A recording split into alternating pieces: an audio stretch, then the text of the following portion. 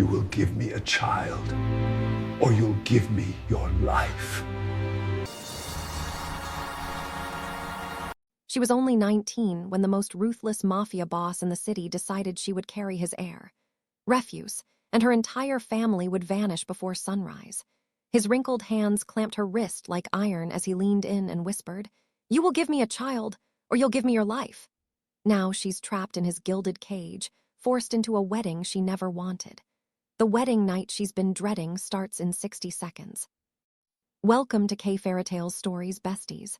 Please like, share, and subscribe. The bedroom door closed with a soft click that sounded like a prison cell locking. Amara stood frozen in the center of the room, still wearing the heavy white wedding dress that had cost more than her father's restaurant maid in a year. The silk felt like chains against her skin. Through the floor-to-ceiling windows, Seoul glittered below like scattered diamonds, beautiful and indifferent to her terror. Behind her, she heard him move. Slow, deliberate steps that made her heart hammer against her ribs. Minho Park, 65 years old. The man who controlled half of Korea's underground with a word. The man who had walked into her father's failing restaurant 3 months ago and decided she would be his. "Turn around, Amara." His voice was deep, cultured, carrying the kind of authority that came from decades of being obeyed without question. English, because he knew she understood it better than Korean, because he'd learned everything about her in those 3 months. Everything. She turned slowly, her hands twisting in the elaborate fabric of her dress. He stood by the window, backlit by the city lights. Even in the shadows, his presence filled the room. Tall, broad-shouldered despite his age, moving with the controlled grace of a man who'd survived 65 years in a world that killed most men by 40. His silver hair was perfectly styled. His tuxedo, tailored to perfection. His face, lined with age and experience and something harder, carried a kind of brutal handsomeness that made her chest tighten.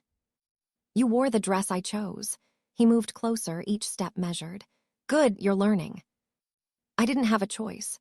Her voice came out smaller than she wanted. His lips curved into something that wasn't quite a smile. "You always have a choice, sweet girl. You chose to marry me instead of watching your father and brothers die. You chose to stand beside me today instead of running. You're choosing to be here now instead of throwing yourself from that window."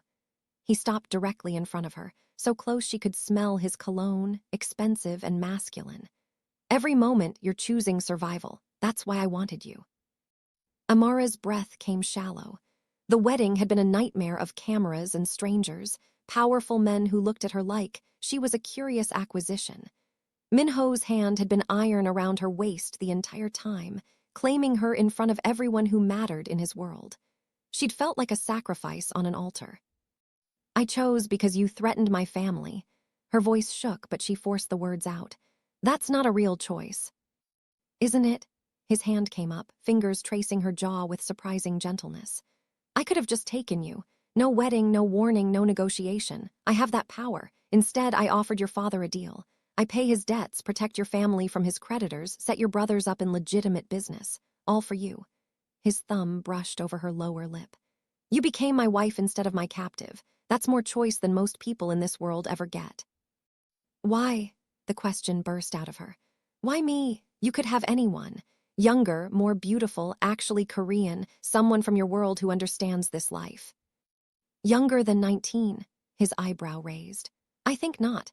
As for beauty," his hand slid to the back of her neck, fingers tangling in her hair, "I've had 50 years to see beautiful women. You're the first one who looked at me with fire instead of fear when I walked into that restaurant. The first one who told me my order was wrong and I should try something better." His grip tightened slightly. "The first one who made me want something other than power." She remembered that day, the arrogant older man in the expensive suit who demanded the most expensive item on the menu. She'd been exhausted from a double shift, worried about her father's mounting debts, and she'd snapped at him. Told him the expensive dish was mediocre and he'd do better with the homemade stew her mother had taught them to make. She'd expected him to leave. Instead, he'd smiled and ordered the stew, and come back every day for a week. And then made her father an offer that destroyed her life. "You want me because I was rude to you." Disbelief crept into her voice. "I want you because you were real. Because in a world where everyone lies to me, you told me the truth about soup." His other hand found her waist, pulling her closer until their bodies pressed together. Because you're 19 and fierce and untouched by this world's corruption. Because I'm 65 and I've built an empire, but I have no one to leave it to. No heir, no family, just money and power and the certainty that when I die, everything I built dies with me. Understanding crashed over her. You want a child. I want your child. His voice dropped, became something darker. I want you pregnant with my son or daughter. I want to see you grow round with proof that you're mine. I want to know that when I'm gone, something of me continues in a child you gave me. He pulled her impossibly closer. And I want it now, tonight, tomorrow, every night until your body accepts what I'm giving you. Fear spiked through her. I'm not ready. I'm only 19. I haven't even finished university. I don't know anything about being a mother. I don't want. What you want, he interrupted, voice still soft but carrying steel underneath, will change. Your body already knows what it wants. His hand slid down her back, possessive. I saw you watching me during the ceremony. I felt you tremble when I kissed you in front of everyone. You're terrified, yes, but you're also curious, also drawn to this, to me, even though you hate yourself for it. That's not true. But even as she said it, she knew he was right. Somewhere between fear and fury, her body had started responding to him, to the way he touched her like she was precious, to the raw hunger in his eyes when he looked at her, to the absolute certainty in his voice when he spoke about their future. Then prove it. He stepped back, giving her space. Leave, walk out that door, I won't stop you. She stared at him, not understanding the test. You said my family. Your family is protected regardless. I've already paid your father's debts. Your brothers already have their new jobs. That was never dependent on you staying. His expression was unreadable. So leave, Amara. Walk away from me. From this marriage, from everything. I'll have my driver take you wherever you want to go. Her heart pounded. This was it, her escape.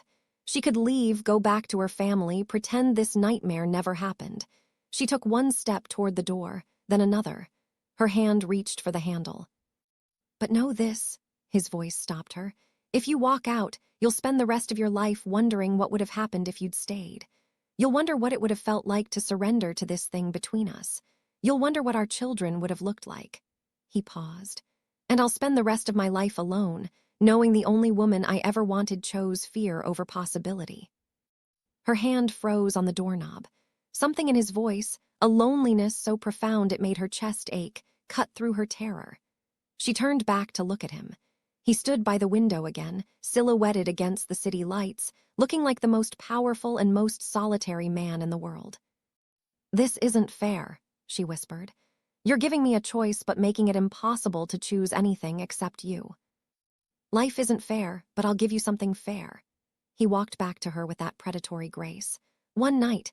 Give me one night to show you what this could be. If tomorrow morning you still want to leave, I'll let you go. No threats, no consequences, just freedom. His hand cupped her face. But if you stay, Amara, if you choose me tomorrow morning, then you're mine completely. No more doubt, no more resistance. You accept this marriage, accept me, and accept that I will spend every night claiming you until you're carrying my child. And if I can't get pregnant, the question slipped out before she could stop it. His smile was sharp. You can. I've had doctors confirm we're both capable, but even if it takes months, even if it takes years, I'll enjoy every single attempt. His thumb brushed her lips again. Say yes, sweet girl, give me tonight. She should say no, should run, should do anything except what her body was screaming at her to do. But she looked into his dark eyes and saw something that looked like desperate hope hidden beneath the control. Saw a man who'd lived 6 decades of violence and power and loneliness offering her something that might be love, might be obsession, might be salvation for both of them. One night, she breathed, and if I stay tomorrow, you have to promise me something. Anything. If I give you a child, you have to let me raise them with love, not as another heir to your empire, not as a weapon or a tool, as a child who gets to be innocent as long as possible. Something softened in his expression.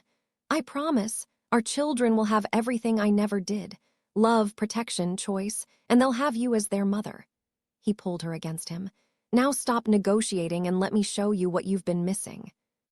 His mouth claimed hers before she could respond.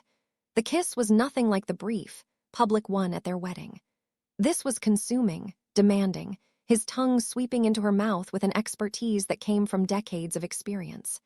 His hands moved over her body with confidence, knowing exactly where to touch, how much pressure to apply, reading her responses like he'd studied a manual on her pleasure. "Too many clothes," he murmured against her lips, his fingers finding the intricate buttons of her wedding dress.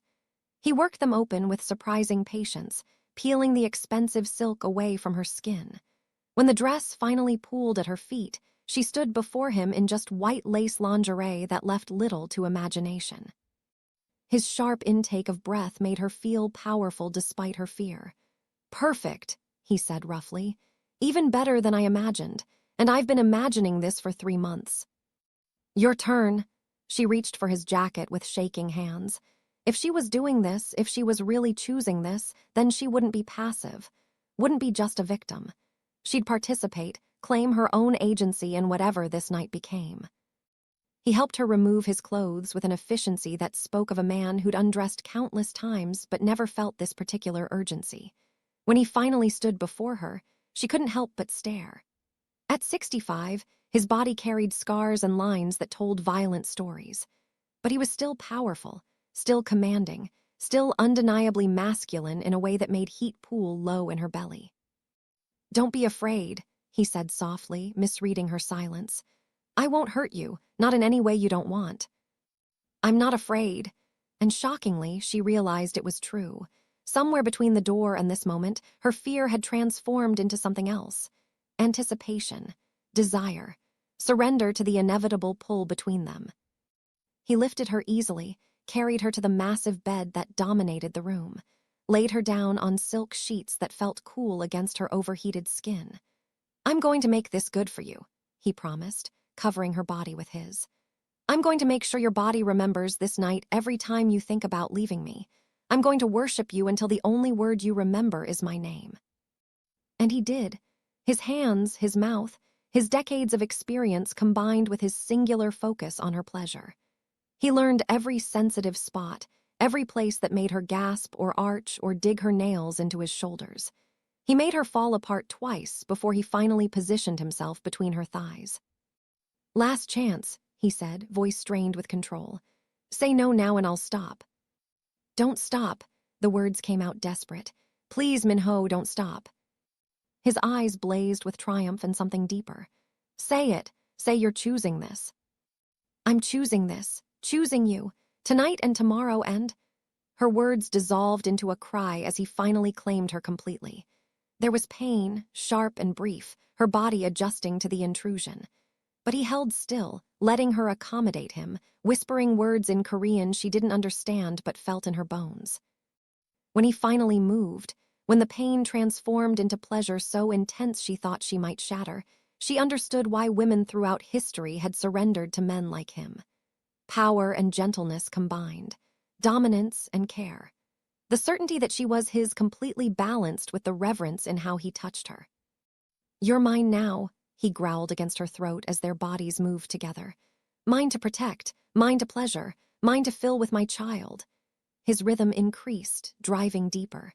"Every night, Amara, every single night until your body accepts what I'm giving you, until you're pregnant with proof that you belong to me." She should have been horrified by his possessive words.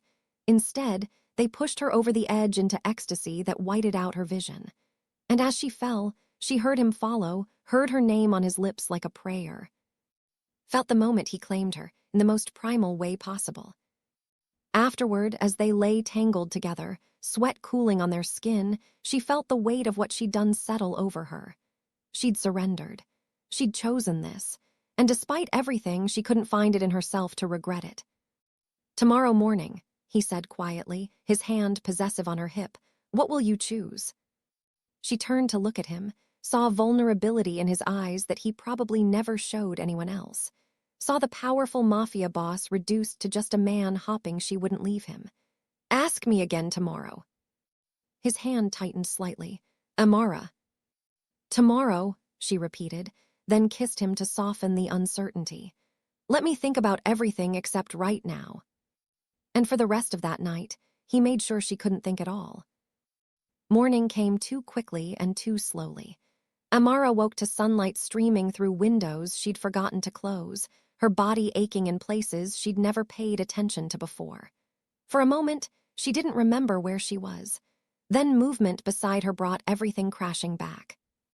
Minho lay on his side, propped up on one elbow, watching her with an intensity that made her breath catch. He'd clearly been awake for a while, just observing her sleep. The position should have felt creepy. Instead, it felt protective. "Good morning, wife." His free hand traced patterns on her bare shoulder. "How do you feel?" Sore, confused, changed in some fundamental way she couldn't name yet. Like I had a very eventful wedding night. His lips curved. "That's one way to describe it. Are you hungry? I can have breakfast brought up." "In a minute." She sat up, clutching the sheet to her chest despite the intimacy they'd shared. "You said I could leave this morning, that you'd let me go if I still wanted to." Something shuddered in his expression. "I did say that, and I'll keep my word if that's what you choose." "But you don't want me to choose that." "No." The single word carried the weight of his 65 years. "I don't want you to leave. I want you to stay and build a life with me. I want you to let me give you everything you've never had. I want you to carry my children and rule beside me and grow old knowing you're the only woman I ever truly wanted." He paused. "But I won't keep you prisoner. That's not the kind of marriage I want with you." Amara studied his face, looking for deception, finding only raw honesty. "If I stay, what exactly does that mean? You said I'd have to accept you completely. What does that look like?" "It means you stop fighting what's between us. It means you accept that you're my wife in every sense of the word. It means you share my bed, my life, my future." His hand moved to her flat stomach. "And it means you let me pursue what I want most. A child with you. Our child." "You're 65 years old. You want to be changing diapers at your age." "I want to hold my son or daughter before I die. I want to teach them everything I know. I want to watch you be their mother." His voice roughened. "I've spent 50 years building power with no one to share it with. No legacy beyond money and fear. You're 19, Amara. You have your whole life ahead of you. But I'm running out of time to build something that matters more than my empire." The urgency in his voice made her chest tight. She'd never thought about his mortality, about the fact that their age gap meant she'd probably outlive him by decades. The idea of him gone, of this powerful man reduced to a memory, created an unexpected ache. "I'm too young to be a mother." But even as she said it, she knew it was a weak argument. "You're young, yes, but you're also strong, fierce, capable. I've watched you manage your father's restaurant, handle drunk customers, protect your younger brothers. You already know how to take care of people." He pulled her closer. "And you won't be alone. You'll have me, resources, help, everything you need. Our child will be loved, Amara, I promise you that. And when you die, when I'm 40 and widowed with children who have to grow up without their father, then you'll have my fortune, my protection even from the grave, and the knowledge that you gave me the greatest gift anyone could give me."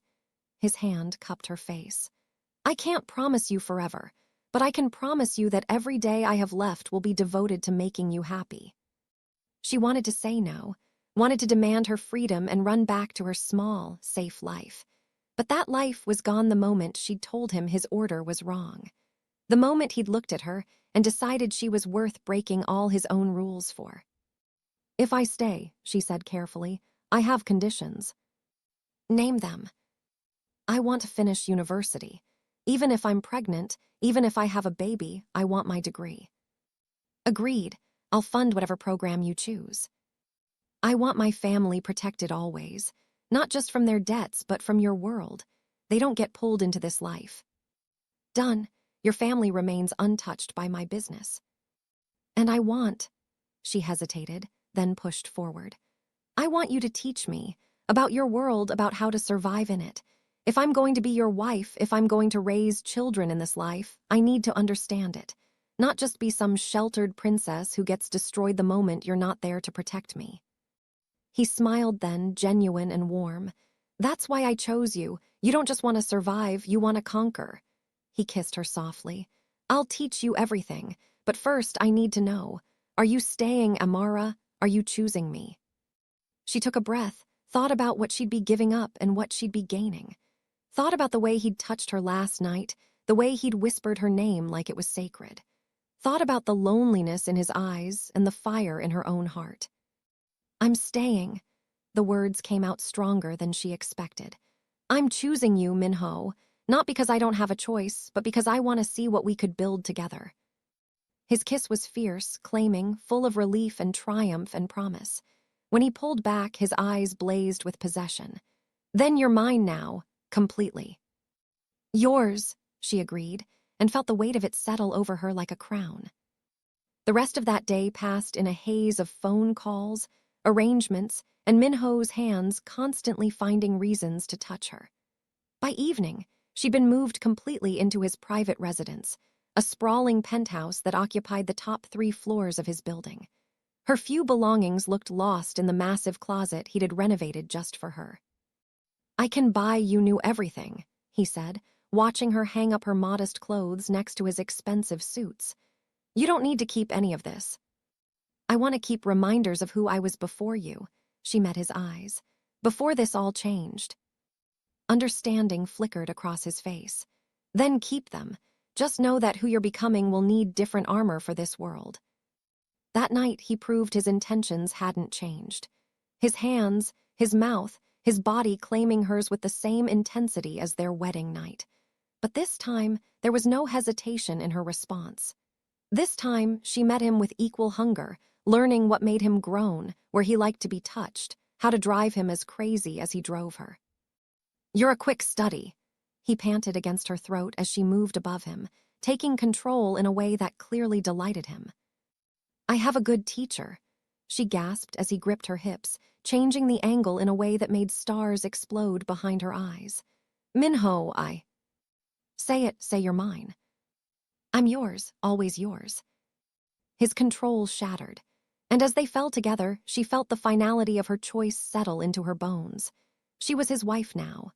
Soon, she'd be the mother of his child. And somehow, between fear and fury and surrender, she was starting to think that might be exactly what she wanted. By the end of the week, a routine had developed. Minho worked from home more often than not, conducting his empire's business from the penthouse office while keeping Amara close. She'd started online classes, working on her degree in business management. In the evenings, he'd pull her away from her studies, hands possessive on her waist, mouth hot against her ear. "Time for more important work," he'd murmur, and she'd set aside her laptop without argument. Every night, without fail, he made love to her with an intensity that never diminished. His focus on getting her pregnant was absolute, but he'd also kept his promise about teaching her. During the day, he'd explain his businesses, both legitimate and otherwise. He'd show her how to read contracts, how to spot betrayal, how to carry herself with the authority of someone who belonged at his side. "You're learning faster than I expected," he said one afternoon, watching her negotiate with a contractor who'd come to discuss renovations. She'd gotten them a better price without even trying. "I told you I was fierce." She smiled at him over her shoulder, and his eyes heated in a way that promised the contractor's visit would be interrupted soon. But not everything was smooth. 2 weeks into their marriage, Amara felt the first real fear of her new life. They were at a restaurant Minho owned, having dinner in a private room. She just excused herself to the restroom when she heard voices in the hallway. Men speaking rapid Korean she struggled to follow completely. But she caught enough to understand they were talking about Minho, about his age, about his new young wife, about how long he could really hold power, about whether she was pregnant yet, because if she wasn't, maybe there was still time to make other arrangements. She pressed herself against the wall, heart hammering, as they passed without seeing her. When she returned to the private room, Minho took one look at her face and knew something was wrong. "What happened?" His voice was sharp, immediately alert. She told him about the conversation, stumbling over the Korean words she wasn't sure she'd understood correctly. His expression went absolutely cold in a way she'd never seen before. This wasn't the man who touched her with reverence. This was the Mafia boss who'd survived 6 decades in a world that killed most men young. "Names," he said quietly. "Did you see their faces?" "No, just heard voices." He pulled out his phone, made a call in Korean too rapid for her to follow. When he hung up, he pulled her onto his lap, his arms coming around her with possessive protectiveness. You did well telling me. Those men made a mistake discussing business where they could be overheard. They won't make that mistake again. Something in his tone made her shiver. What are you going to do to them? Teach them why I've stayed in power this long. He kissed her temple, gentle despite the violence implicit in his words. Don't worry about it. This is my world to handle. You just keep being exactly who you are. But she couldn't stop worrying. That night, as he moved over her with his usual intensity, she found herself clinging tighter than normal. Minho, what if something happens to you? What if someone decides? He stopped moving, looked down at her with eyes that had gone soft. You're afraid for me. Of course I'm afraid. You have enemies, people who want what you have, and I'm... She couldn't finish the thought. I'm starting to care about you. I'm starting to need you. I'm starting to love you. You're what, sweet girl? His hand cupped her face. I'm pregnant. The lie came out of nowhere, self-preservation making her say anything to distract from the confession she'd almost made. I mean, I might be. I don't know yet. It's too early, but I could be. His entire body went rigid above her. Are you serious? Have you tested? Not yet. It's only been 2 weeks, but I've been feeling different, tired. My breasts are tender. All true, though she had no idea if it meant pregnancy or just stress. The transformation in his expression was startling, pure joy mixed with fierce possession. A baby, our baby. He pulled out of her carefully, his hands immediately going to her stomach. We need to get you to a doctor. Tomorrow, first thing, we need to make sure. Minho, slow down. I don't even know if I am. It might be too early to tell. Then we keep trying until we're certain. But his touch had changed, become even more reverent.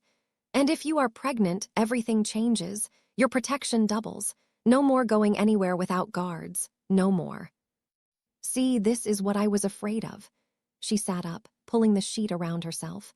You're already treating me like I'm fragile, like I'm just a vessel for your heir. That's not... He stopped, seemed to gather himself. You're right, I'm sorry. It's just that the idea of you carrying my child, of us creating a life together, it makes me feel things I haven't felt in decades. Hope, fear, joy, terror that something could happen to either of you. His vulnerability cut through her annoyance. Nothing's going to happen, and even if I am pregnant, I'm still me, still capable, still fierce. I know, he pulled her back down beside him, and if you're not pregnant yet, we keep trying, every night, multiple times a night if necessary. His hand slid between her thighs. Starting right now. She gasped as his fingers found her sensitive flesh. Minho, we just... And we will again, and again, until your body can't deny what it wants. His mouth found her breast. Until you're so full of me that pregnancy is inevitable. This time when they came together, there was desperation in it. His need to claim her permanently. Her need to be claimed.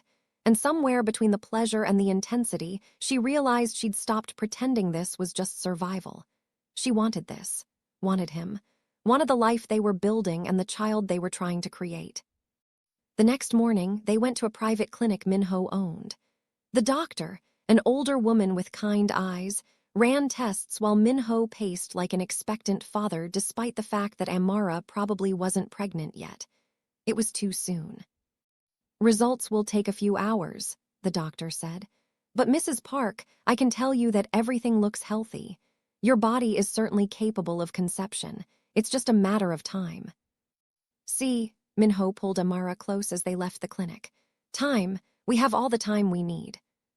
But that afternoon, time ran out in a different way.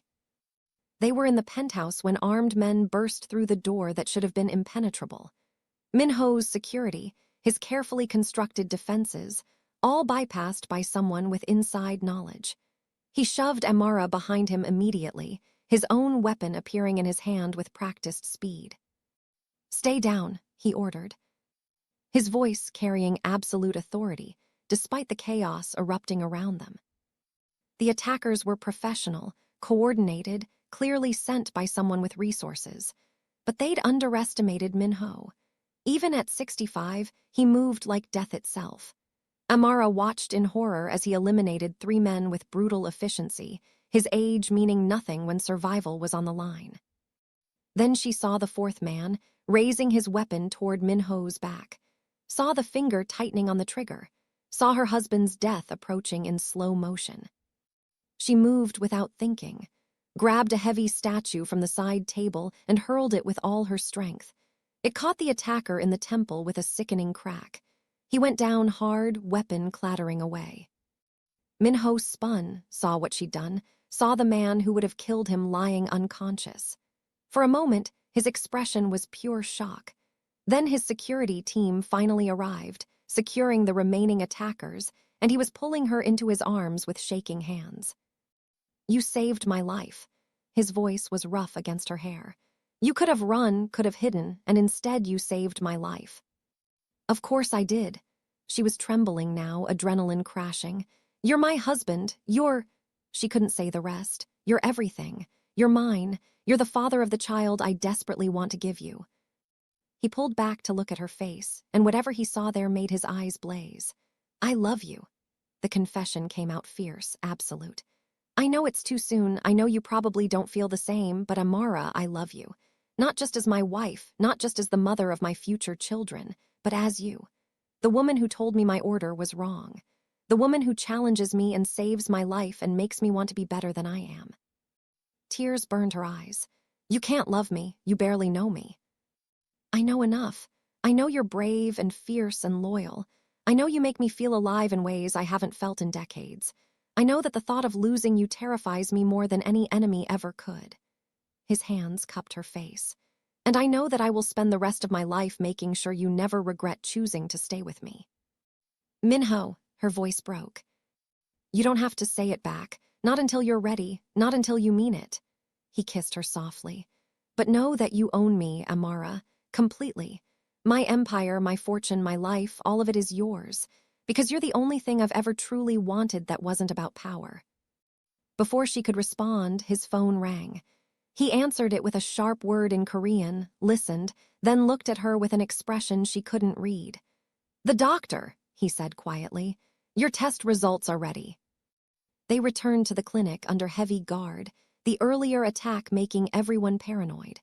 The doctor met them in her private office, her expression carefully neutral. "Mrs. Park, the results of your pregnancy test are negative. You're not currently pregnant." She paused at Minho's visible disappointment. "However, based on your cycle timing and health markers, you're approaching your most fertile window.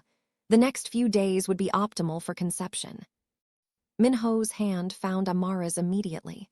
"Then we focus on the next few days. Thank you, doctor." On the drive back, he was quiet, his thumb tracing patterns on her hand. Finally, he said, "I thought maybe this time. When you said you felt different, I let myself hope." "I'm sorry," and she was. She'd seen the joy in his face when he thought she might be pregnant. "Maybe soon." "Maybe tonight." He pulled her close.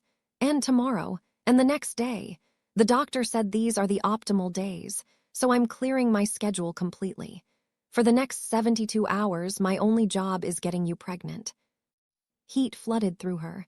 "That's not how it works. You can't just decide." "Can't I?" His hand slid up her thigh. "I'm 65 years old, Amara. I don't have the luxury of leaving this to chance.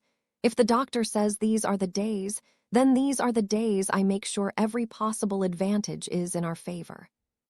"You're insane." "I'm determined." His lips found her neck. "There's a difference. And by the time these 3 days are over, your body won't have any choice but to accept what I'm giving it." He made good on his promise. That night, he took her 3 separate times, each time with the focused intensity of a man on a mission. Between rounds, he'd hold her close, his hand possessive on her stomach, talking about the future, about the child they'd create, about the life they'd build. "Boy or girl?" he asked in the quiet darkness. "Do you have a preference?" "Healthy." She traced the scars on his chest, marks from a violent life. "That's all I care about." "A daughter would be beautiful like you, strong like you." His hand stroked through her hair. "But a son would carry on the family name. Either way, they'll be loved." And spoiled. You're going to spoil them rotten. Absolutely, he grinned. I've spent 65 years acquiring wealth. I want to spend whatever time I have left showering it on my family.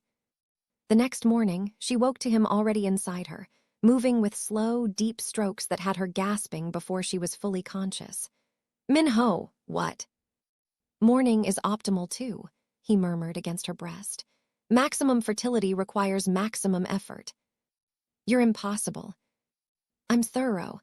He rolled them over, putting her on top. Now ride me, wife. Show me how much you want this baby. And she did, because somewhere in the past 3 weeks, she'd stopped just accepting her fate and started actively wanting it. Wanted his child growing inside her. Wanted the permanent bond that would create between them.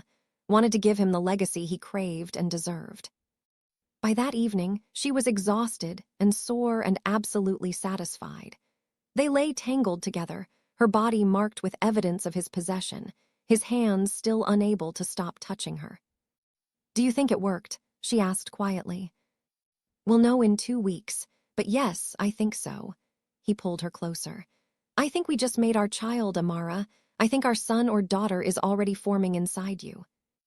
You can't possibly know that. I know. His certainty was absolute. I can feel it. Something changed today. You're carrying my baby now, I'm sure of it. She wanted to tell him he was being ridiculous, but part of her felt it too. A change, subtle but present. A sense of something new taking root inside her body.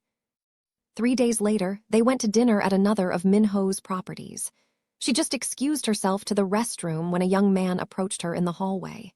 Korean, handsome, probably mid-20s. His smile was charming, but his eyes held calculation. Mrs. Park, he said in English. I'm Jinwoo Kim. I work for your husband. It's nice to meet you. She moved to step around him, but he blocked her path smoothly. I wanted to personally congratulate you on your marriage. It must be quite an adjustment, being with a man so much older, so much more experienced. His eyes raked over her in a way that made her skin crawl. If you ever need someone closer to your own age to talk to, someone who understands what it's like to be young in this world, I'm available. Understanding crashed over her. This wasn't innocent flirtation. This was a test or a trap or both. I appreciate the offer, but I have everything I need with my husband. Do you? He stepped closer, deliberately invading her space. Because from what I hear, he's obsessed with getting you pregnant, using you like a breeding mare. That can't be what a beautiful 19-year-old woman wants from life. Rage flooded through her. You don't know anything about my marriage or what I want. I know you're too young and too beautiful to waste your life on an old man who will probably be dead in 10 years. His hand reached for her arm. You could do so much better, Amara. I could show you. Jinwoo, Min-ho's voice came from behind them, cold enough to freeze hell. Step away from my wife, now. The younger man paled, dropping his hand immediately. Sir, I was just... Just what? Propositioning my wife, insulting me while trying to seduce her. Min-ho moved to stand beside Amara, his hand immediately going to her waist in a gesture of pure possession. Do you want to know what happens to men who touch what's mine? It was a misunderstanding. I didn't mean... You meant exactly what you said. Min-ho's voice never rose, but the menace in it was undeniable. You wanted to test her loyalty, see if my young wife could be tempted away from her old husband. Well, you have your answer, and now you'll have your consequences. You're fired, effective immediately, and if I ever see you near her again, you'll find out why people fear me. Jinwoo fled without another word. Min-ho watched him go, then turned to Amara. Are you all right? Did he touch you? He tried. I was handling it. She met his eyes. Do you have people testing me, seeing if I'll betray you? No, that was his own stupidity, not a test I authorized. His jaw clenched. But I won't lie, Amara. There are people in my organization who question this marriage, who think you're a weakness or a liability, who wonder if a 19-year-old girl can really be loyal to a 65-year-old man. And what do you think? I think you just proved every single one of them wrong. He pulled her close. I think you're the strongest person I know, and I think any man stupid enough to try to take you from me deserves exactly what he gets. That night he made love to her with a possessiveness that bordered on primal. "You're mine," he growled, his body claiming hers with bruising intensity. "Every other man can look, can want, can dream. But you're mine, Amara, only mine." "Only yours," she gasped, meeting his thrusts with equal fervor. "Forever yours. And pregnant with my child." His hand pressed against her stomach, "carrying proof that you belong to me." "Yes, God, yes, Minho. She shattered around him, and he followed immediately, both of them caught in the intensity of their connection. Afterward, as she lay boneless in his arms, she realized something had shifted again. The incident with Jinwoo had crystallized her feelings, forced her to confront what she'd been denying. "I love you." The words came out quiet but certain. "I know you said I don't have to say it until I'm ready, but I'm ready. I love you, Minho. Not because you saved my family or because I'm trapped or because I don't have choices, but because you're you. Because you make me feel safe and challenged and desired and valued all at once. Because you gave me the option to leave and I chose to stay. Because loving you feels like the only honest thing I've ever done." His arms tightened around her. "Say it again." "I love you." "Again." "I love you, Minho. I love my husband. I love the father of our children. I love you." He kissed her then, deep and claiming, and she tasted salt on his lips. Tears. This powerful, dangerous man was crying because she loved him. "I'll never let you regret this," he whispered against her mouth. "Never let you regret choosing me. I swear it on everything I am." 2 weeks later, they returned to the doctor. Amara's period hadn't come. She'd been exhausted, nauseous in the mornings, her breasts tender and swollen. All signs she'd researched obsessively on her phone. The pregnancy test came back positive. Minho's reaction was everything she'd imagined and more. He went absolutely still when the doctor gave them the news, his hand crushing hers. Then he pulled her into his arms and held her like she was the most precious thing in the world. "We're having a baby," he said, voice thick with emotion. "You're pregnant, you're really pregnant." "I'm really pregnant," she laughed through her own tears. "We did it." "You did it. You gave me everything I wanted." He pulled back to look at her face, his eyes shining. "Thank you, Amara. Thank you for staying, for loving me, for giving me this gift." The doctor cleared her throat. "Congratulations to you both. Based on the hormone levels, I'd estimate you're about 4 weeks along. We'll do an ultrasound in a few more weeks to confirm dates and see the heartbeat." 4 weeks, which meant she'd gotten pregnant during those 3 intense days when Minho had focused everything on conception. She'd been right about feeling different. Her body had known before any test confirmed it. The drive home was quiet, both of them processing the enormity of it. She was going to be a mother at 19. He was going to be a father at 65. They were going to create a life together, a family built on impossible circumstances and even more impossible love. "Everything changes now," Minho said finally, his hand possessive on her still flat stomach. "Your safety becomes paramount. No more going anywhere without security. No more taking risks. You're carrying my heir, Amara, the most precious thing in my world." "I'm not fragile." "No, but you're also not invincible, and I won't risk either of you." His expression brooked no argument. "You can fight me on this if you want, but you'll lose. When it comes to protecting you and our baby, I will be absolutely ruthless." She should have been annoyed by his high-handedness. Instead, she found it oddly comforting. This was a man who would move heaven and earth to keep them safe. "Fine, but I'm still finishing my degree, still learning about the business, still being myself." "I wouldn't want anything else." He kissed her softly. "You're going to be an incredible mother, sweet girl. Our child is so lucky to have you." Over the following months, they settled into a new routine. Amara's pregnancy progressed normally, her body changing in ways that fascinated and terrified her. Minho was attentive to the point of obsession, making sure she ate properly, rested enough, took her vitamins, attended every doctor's appointment. The ultrasound at 8 weeks showed a tiny flickering heartbeat that made them both cry. At 12 weeks, they learned they were having a girl. Minho's reaction was pure joy mixed with terror. "A daughter," he said, staring at the ultrasound image like it held the secrets of the universe. "We're having a daughter. Are you disappointed? I know you talked about wanting a son to carry on the family name." "Disappointed?" He looked at her like she was crazy. "Amara, I'm terrified. A daughter means I'll spend the rest of my life making sure no man ever treats her the way I've treated women. It means I'll be the old father at school events, the one people whisper about. It means I might not live to see her graduate college or get married or have children of her own." His hand found her rounded belly. "But I'm also more excited than I've ever been. A little girl who looks like you, who has your fire and strength. Nothing could make me happier." At 16 weeks, she felt the first flutter of movement. She grabbed Minho's hand immediately, pressing it to where she'd felt the sensation. "Did you feel that?" She moved. His eyes widened. "That's our daughter, moving inside you, alive and growing in hours." "Hours," she agreed, marveling at how much her life had changed in 6 months. From terrified captive to willing wife to expectant mother. From hating Minho to loving him with an intensity that sometimes scared her. But not everything was perfect. At 18 weeks, there was an incident.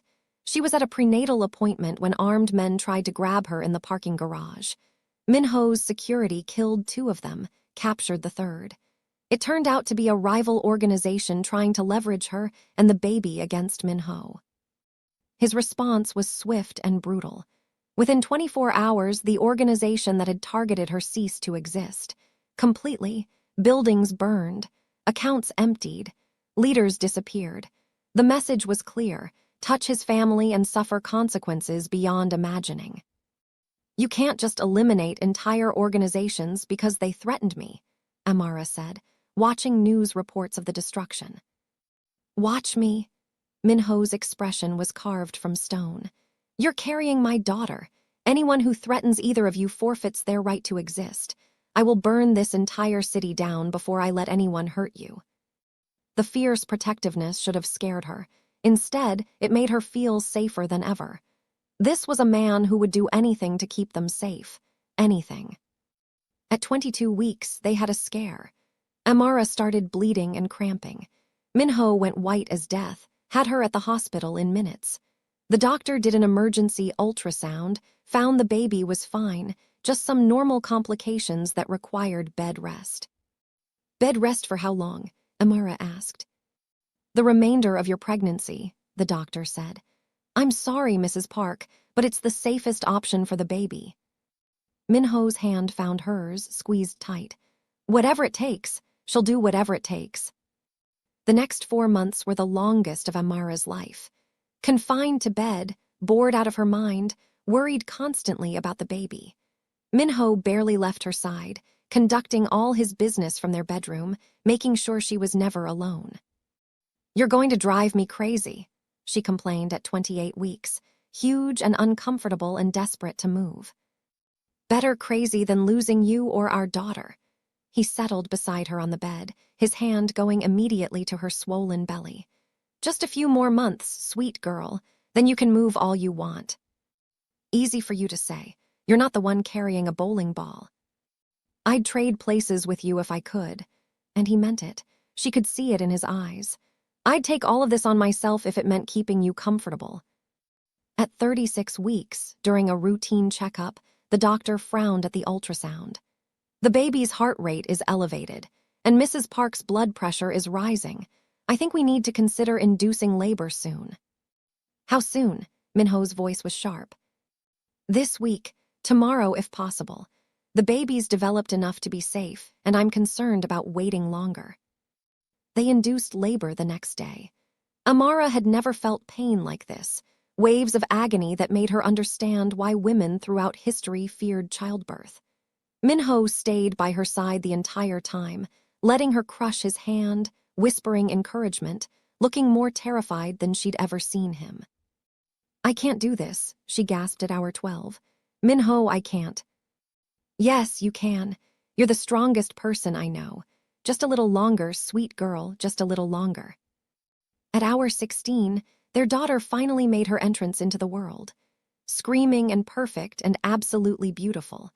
The doctor placed her on Amara's chest, and the exhaustion and pain vanished, replaced by overwhelming love.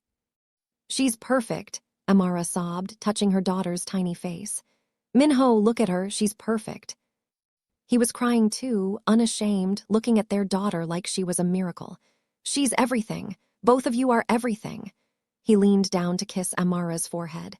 "Thank you for this. Thank you for her. Thank you for giving me a family when I thought I'd die alone."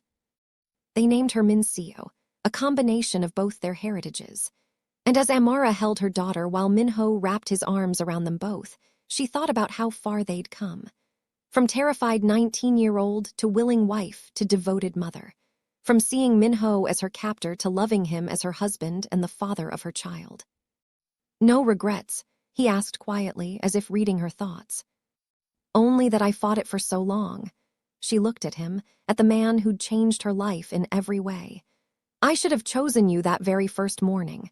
Should have trusted what I felt instead of being afraid of it. You chose me when you were ready. That's all that matters." He kissed her softly, careful of the baby between them. "And now we have forever to build on that choice." "Not forever." The words came out sad. "You're 65, Minho. We have maybe 20 or 30 years if we're lucky." "Then we make every day count." His hand stroked through her hair. "Every morning I wake up with you beside me is a gift I never thought I'd have. Every moment with our daughter is time I never expected to experience. I'll take whatever years we have and be grateful for all of them." 6 months later, life had settled into a new rhythm. Mincio was thriving, a happy baby who clearly had her father wrapped around her tiny finger. Amara had finished her degree online and was slowly being integrated into Minho's legitimate businesses. And Minho himself had stepped back from the more dangerous aspects of his empire, focusing on building something their daughter could be proud of. "I never thought I'd see you change diapers," Amara said, watching her powerful Mafia boss husband expertly handle their squirming daughter. "I never thought I'd want to."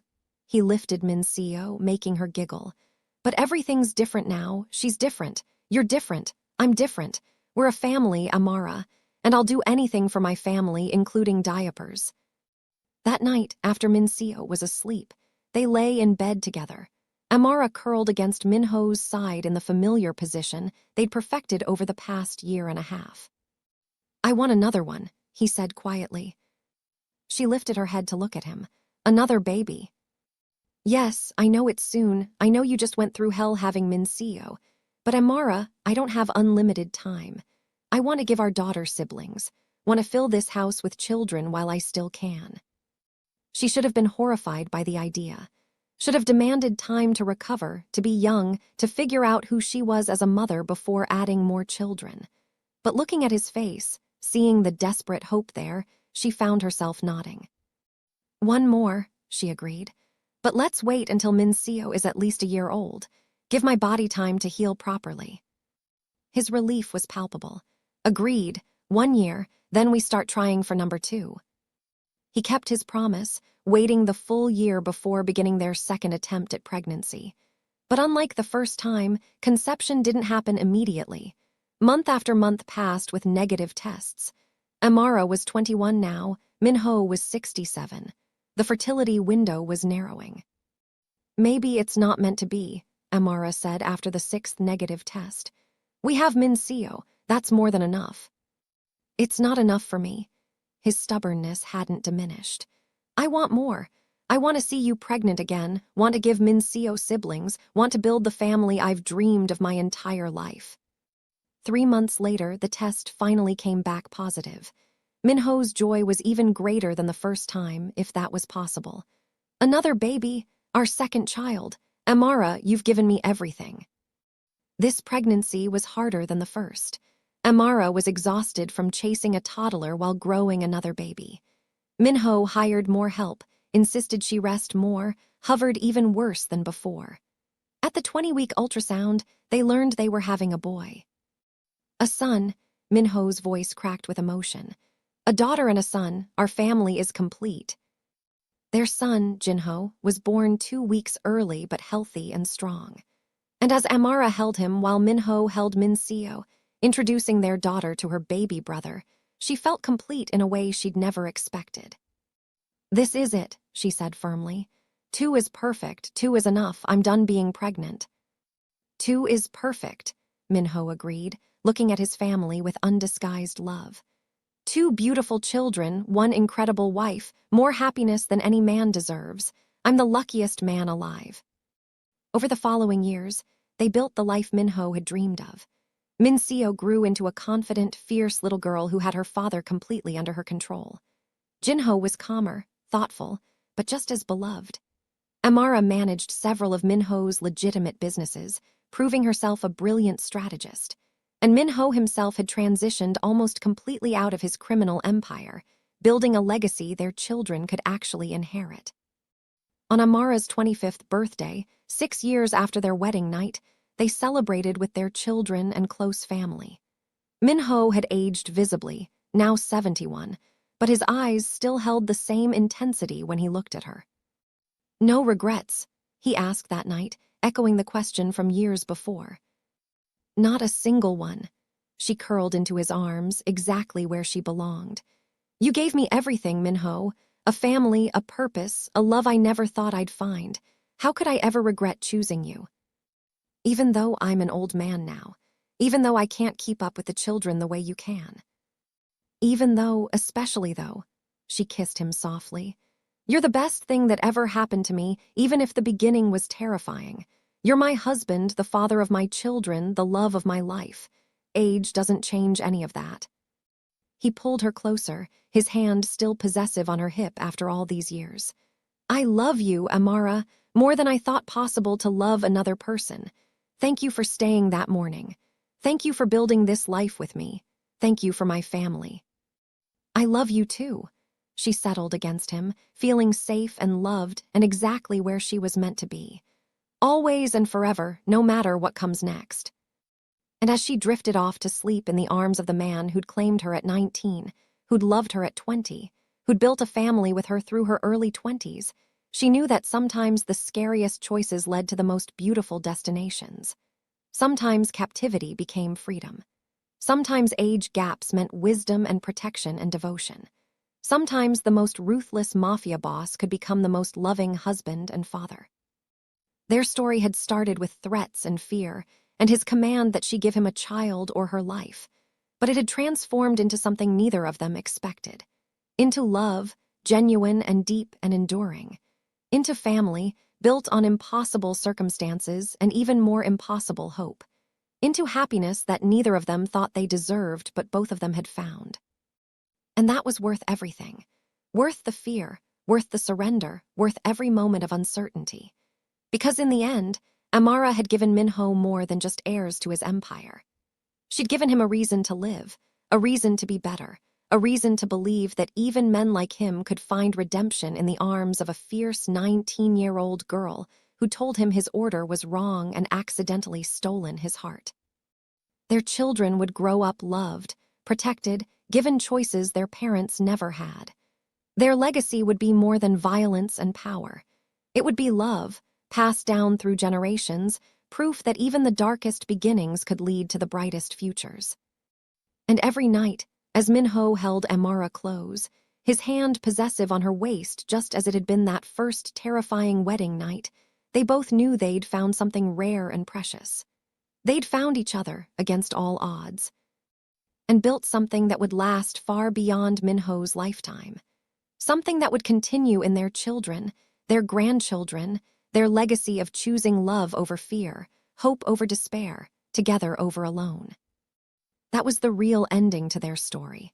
Not the fear or the threats or the forced beginning, but the love they built afterward, intentionally and carefully and absolutely. Forever,